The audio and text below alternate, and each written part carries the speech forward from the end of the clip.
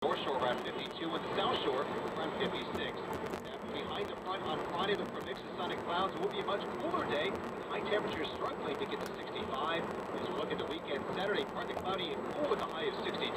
But Sunday, we'll see a 20% chance for rain and high temperatures back in the lower 70s.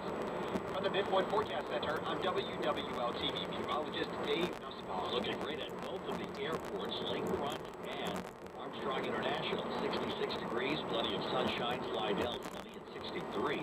I'm Jim Hanzo, WWL First News. And a look at WWL traffic. And the WWL traffic center, I'm Terrell Robinson. Traffic coming through Slidell on the Twin Span, all good. The high rise looks to be doing quite well. And probably north and southbound on the causeway that I can see. A lot of carriage boy, no issues there. President Connection East Bank side fine. Same for the Hubula Bridge. All the ferry boats are running. The traffic report brought to you by Visit Florida. With 825 miles of beaches, the world's best theme parks, and exciting nightlife, experience your best winter ever in Florida. Plan your vacation at visitflorida.com. Traffic tip on WWL 504-260 info. From WWL, the news, talk, and sports leader, it's Garland Robinette. To climb inside Garland's think tank, call 504-260-1870, text 870-870, or tweet at Garland at WWL. Now, live from our Ladder and Balloon Studios, in the heart of New Orleans, here's Garland. It's gonna be a busy day in the old think tank. Do you think President Trump should be raided before his first days in office? Got a whole bunch of polls, one Rasmussen disagreeing with others, but we'll talk about those numbers and what it may or may not mean. Should we even be taking polls on his approval ratings, what he's doing this early? Also, can the president use too many executive orders? I don't think you can argue with the fact that the GOP constantly criticized Obama for executive orders. Everything I read says Obama did 18 executive orders in the first 10 days. Trump has done 20. And if the numbers I'm reading are correct, both of them did far more than any other president before them. So this is obviously a change, but a change for good or a change for bad or somewhere in between. This hour we're going to talk about something that, well, I was doing the show yesterday, doing the commercial break, I was watching Fox, and all of a sudden the National Security Advisor, Mike Flynn, was on, and he said, hey, concerning those ballistic missile tests by Iran, they violate the agreement of the Obama administration. We're putting them on notice. We want to make sure they know we're not going to sit by and do nothing. So I said, but when it comes to this, instead of just reading the media, because we all know, conservative media, liberal media, nothing in between. So let's talk to both sides of real experts, trying to get a better understanding.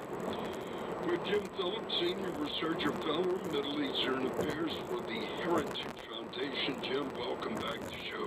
You know, Thank you. Always appreciate your time. I know it's valuable. Well, thanks a lot. So talk to me. We're putting you on notice. We're making sure. You know, where I can sit by and do nothing. What do you think that means?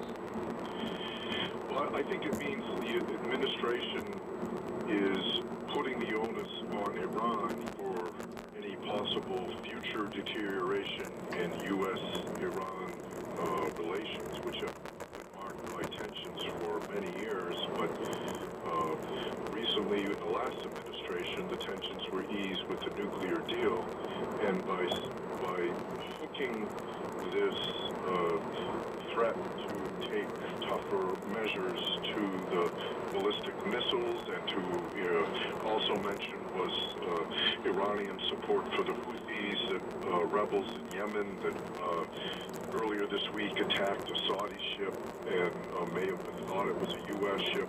This is putting the Iranians on notice that there will be consequences for these acts. And the Houthis, correct me if I'm wrong, they attacked the Saudi people, but they also threaten U.S. allied vessels in the Red Sea, right? Right, and in the past they have attacked U.S. Navy warships. The U.S. replied with limited airstrikes that took out some of the Houthi missile bases along the Red Sea coast. And now the Houthis are responding apparently by going to suicide boats. There were 3 boats, 2 of which apparently filmed the 3rd boat that crashed into the Saudi vessel, kind of reminiscent of the attack that Al Qaeda launched on the USS Cole in Yemen back in 2000.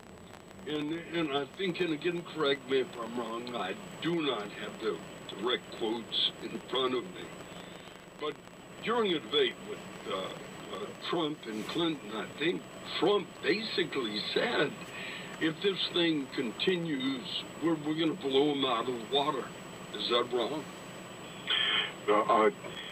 I think the administration is likely to be much more forceful with the Revolutionary Guard gunboats in the Persian Gulf that frequently have harassed U.S. and other international shipping. And what I think is refreshing here is that the administration has been very general, but has not taken anything off the table. And as opposed to the last administration, where the President Obama would come out and first he'd say all the things he wasn't going to do, which would in some ways remove the uncertainty and the deterrent effect on our adversaries. Here, the administration is leaving it to the imagination of the Iranians what will happen if they continue on this course. And I think that's a much better approach from the standpoint of deterring Iranian aggression. And again, correct me if I'm wrong, but I think I remember President Trump saying that he even real big in increasing our presence in the Middle East, wasn't real big on boots on the ground, but don't we come,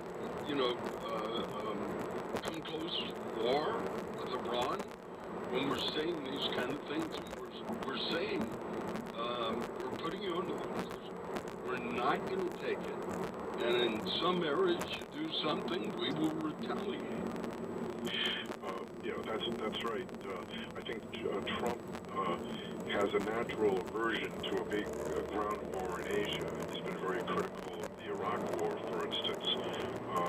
But it wouldn't necessarily take a full-fledged war. I mean, I would argue that Iran essentially has been at war with the U.S. since 1979 and has supported terrorism against us and has supplied, trained, armed, and financed a whole spectrum of anti-American groups from Hezbollah in Lebanon, now it's in Syria, to Hamas, this Palestinian Islamist extremist organization, and the Houthis. And, the Iranians are willing to fight to the last Arab against the U.S.